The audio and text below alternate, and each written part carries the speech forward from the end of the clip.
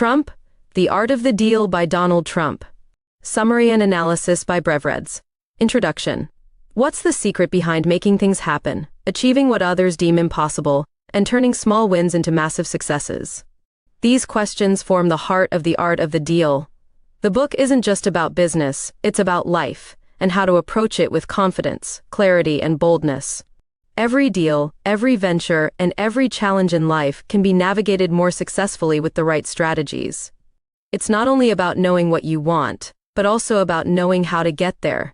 And it's a journey filled with creativity, risk-taking, and smart decision-making. In this expanded guide, we'll dive deep into the principles laid out in The Art of the Deal. From the initial mindset of a dealmaker to practical negotiation tactics. Each chapter will unpack a powerful lesson you can use to transform your approach to business, relationships, and personal growth. Every step is filled with detailed examples, amusing anecdotes, and real-world applications that make the lessons not just easy to understand but also deeply memorable. Chapter 1. The Mindset of a Dealmaker. I don't do it for the money. I've got enough, much more than I'll ever need. I do it to do it. Deals are my art form. At the heart of every successful deal is a certain mindset, one that embraces boldness and confidence.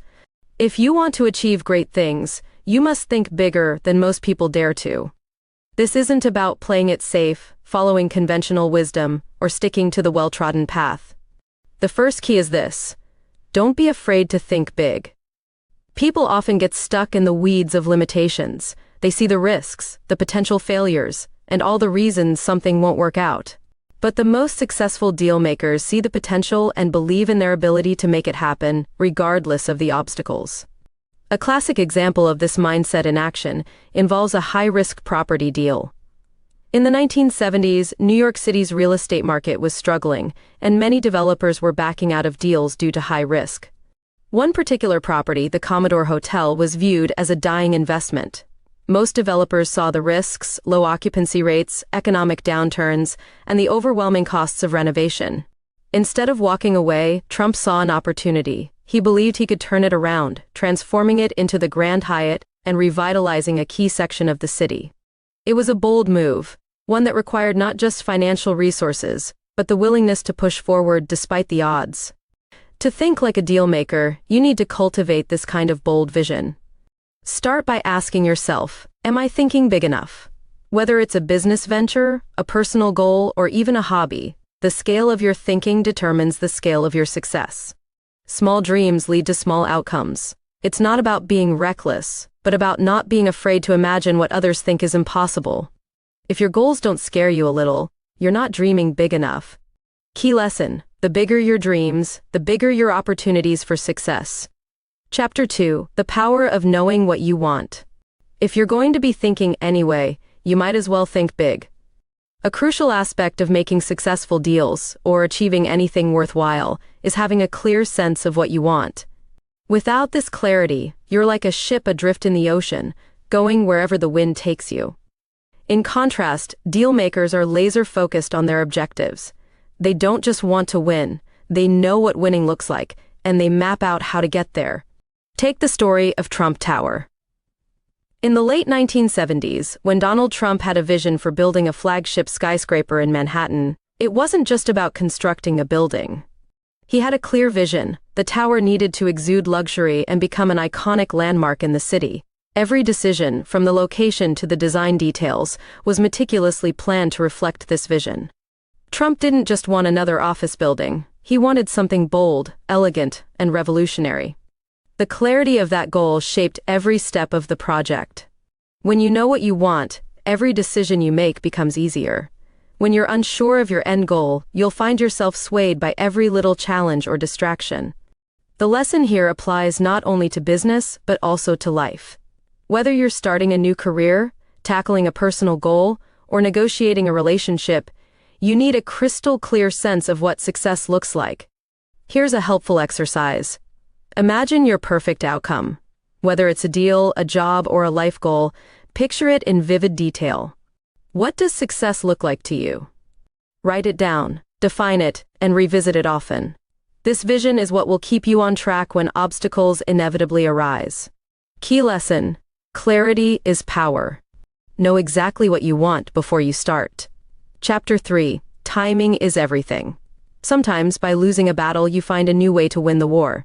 Timing plays a pivotal role in every deal, every opportunity, and every success. People often assume that success is about constant action, moving fast, closing deals quickly, and outpacing competitors. While action is important, there's a deeper truth. Knowing when to act is just as crucial as knowing how to act. Dealmakers understand the value of patience and waiting for the right moment to strike. One classic example is the decision to delay a deal for a luxury property in Manhattan. While the property was highly desirable, market conditions weren't right at the time. Many developers rushed into buying similar properties, only to face financial difficulties when the market dipped. Instead, Trump held off, waiting for the right moment when market conditions had improved, leading to a much more profitable outcome. This shows that being eager to close a deal is not always the best strategy.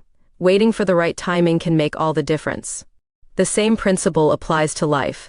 Timing is a critical factor in everything, from asking for a raise to launching a business to pursuing a major personal goal. Sometimes waiting for the right moment gives you an advantage, whether it's when the market improves or you've gathered more information. Next time you're rushing to make a decision or close a deal, ask yourself, is this the right time? Being patient and letting the situation unfold can sometimes lead to far better results than charging ahead too soon. That said, it's also important not to wait indefinitely. The key is finding the sweet spot, knowing when to act and when to hold back. Key lesson: timing is just as important as action. Be patient and act when the moment is right. Chapter 4. Negotiation, the fine art of getting more. Deals work best when each side gets something it wants from the other. Negotiation is the bread and butter of deal-making. However, contrary to popular belief, successful negotiation isn't about playing hardball, manipulating the other side, or demanding more than your fair share. It's about understanding the needs and desires of both sides and creating a deal where everyone walks away feeling like they've won. This approach doesn't just lead to a better deal today, it leads to long-term relationships and future deals. One memorable negotiation involved a massive casino project in Atlantic City. The key to this deal was recognizing that the city and state officials had their own interests at stake. They wanted more jobs, more tourism, and a stronger economy. By understanding their needs, Trump was able to structure the deal in a way that satisfied both his goals and theirs, creating a win-win situation. He didn't just focus on what he could get, he focused on what both sides could get out of the deal. The lesson here is simple. Good negotiators listen as much as they talk. They take the time to understand what the other side really wants, and figure out a way to meet those needs while achieving their own goals. This skill is invaluable in business and personal relationships. Whether you're negotiating a contract, working out a compromise with a friend, or trying to get a better deal on a car, the key is to find the win-win solution. To master negotiation, start by asking yourself, what does the other person need? By focusing on how you can help them get what they want, you'll create a more favorable outcome for yourself as well. The art of negotiation isn't about fighting for dominance, it's about creating harmony between two different sets of interests. Key lesson: successful negotiation is about creating win-win solutions where both sides walk away happy. Chapter 5. Taking calculated risks. I like thinking big. If you're going to be thinking anything, you might as well think big. No success story comes without risk. But there's a significant difference between taking a wild gamble and taking a calculated risk. Deal makers are not reckless. They carefully weigh the potential reward against the possible downside, and always have a backup plan in case things go wrong. The willingness to take risks is what separates those who achieve great things from those who settle for mediocrity. A fascinating example is the story of the Trump Tower site, which was initially seen as a risky venture due to its high cost and the state of the real estate market at the time. Many developers thought the site was overpriced, but Trump saw something they didn't: a prime location in the heart of Manhattan with untapped potential. The risk was substantial, but the reward was even greater. By calculating the potential returns and securing financing creatively, he turned that high-risk venture into one of the most iconic buildings in New York City. Calculated risks involve several steps. First, you need to thoroughly assess the potential downside. What could go wrong? How bad could the losses be? Next, consider the upside. What are the potential rewards? And finally, have a plan in place to minimize losses if things don't go as planned. This strategic approach to risk allows you to make bold moves without being reckless.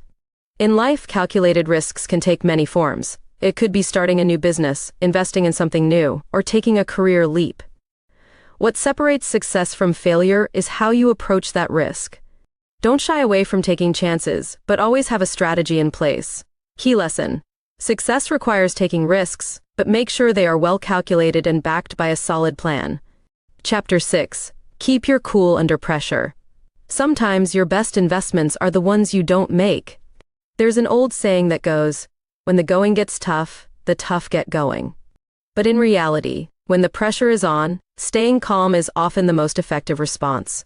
It's easy to get emotional when things don't go as planned. But deal makers know that the ability to stay calm under pressure gives them a massive advantage. Imagine a scenario where a highly anticipated deal seems to be falling apart.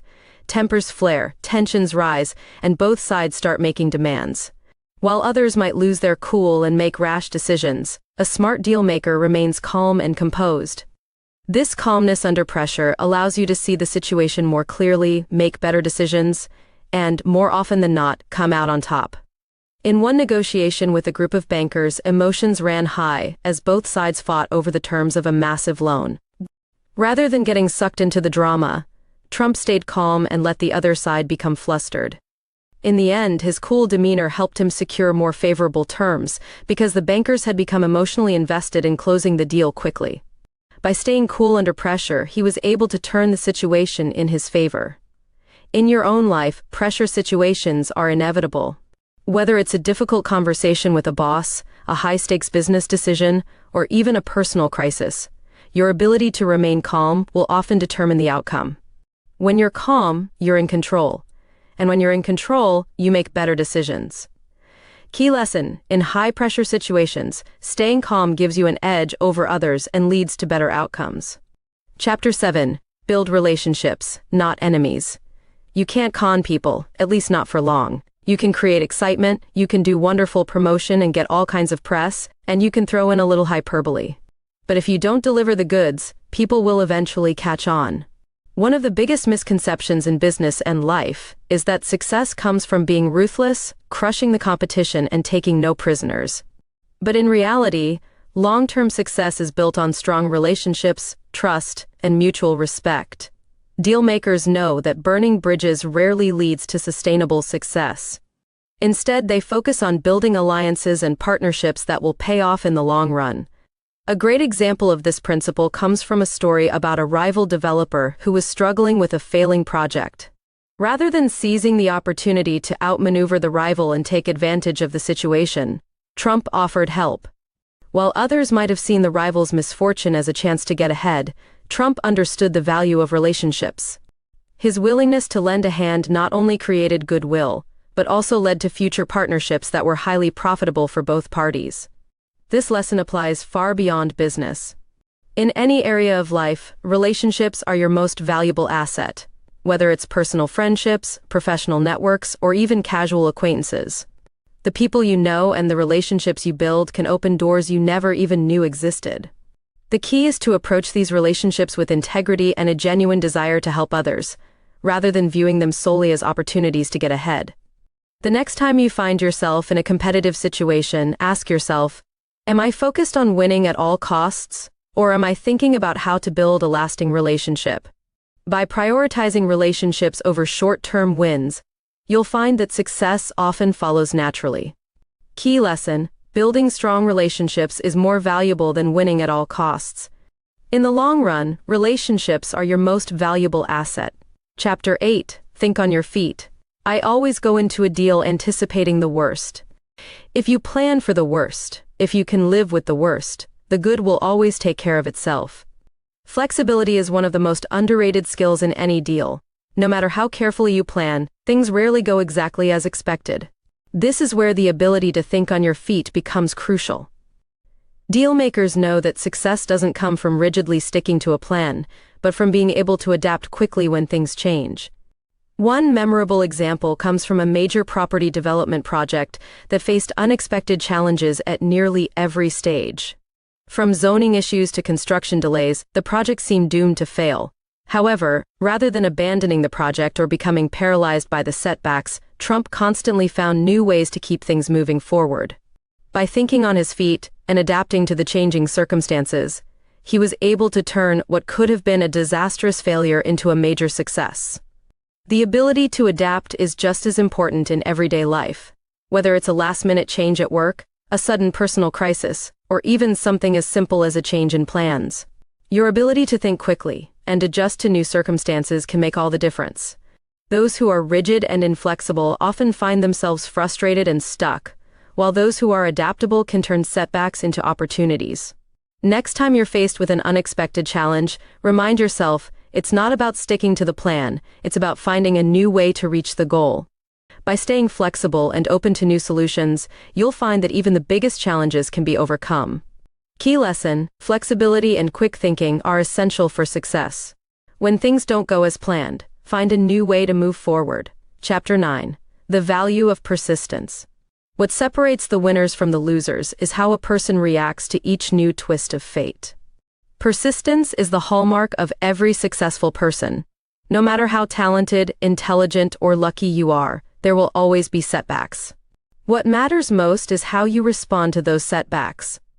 Winners don't give up when things get tough. They keep pushing forward, no matter how many obstacles they face. One of the most famous examples of persistence in the art of the deal is the long and difficult process of getting the Woolman Rink project off the ground. The rink had been a disaster for years, with the city spending millions of dollars on failed attempts to rebuild it. When Trump offered to take over the project, many people were skeptical. However, through sheer persistence and determination, he was able to complete the project ahead of schedule and under budget. The key to persistence is not just blindly pushing forward, but constantly reassessing your approach. If something isn't working, change your strategy and try again. Persistence isn't about stubbornness, it's about determination combined with flexibility. In life, you'll face countless challenges, but those who keep going, even when it seems impossible, are the ones who achieve their goals. When you face obstacles, ask yourself, am I giving up too soon? Often, success is just around the corner, and the difference between success and failure is a little more persistence. Key lesson: persistence is the key to overcoming obstacles and achieving your goals. Never give up, but be willing to change your approach when necessary. Conclusion: the art of the deal isn't just a manual for real estate moguls, it's a guide to living life with boldness, clarity, and determination. Whether it's mastering negotiation, taking calculated risks, or staying calm under pressure, these principles apply to every aspect of life. Success comes from thinking big, staying focused on your goals, and never being afraid to take bold action. As you move forward in your own life, remember these key lessons. Think big, stay persistent, build strong relationships, and always be ready to adapt when things don't go as planned. By applying these principles, you'll find that success isn't just something that happens to other people, it's something you can create for yourself. Thank you for completing another BrevRead video. Like and subscribe to see more of our videos. If you have a particular book that you would like us to summarize, please share it in the comments section.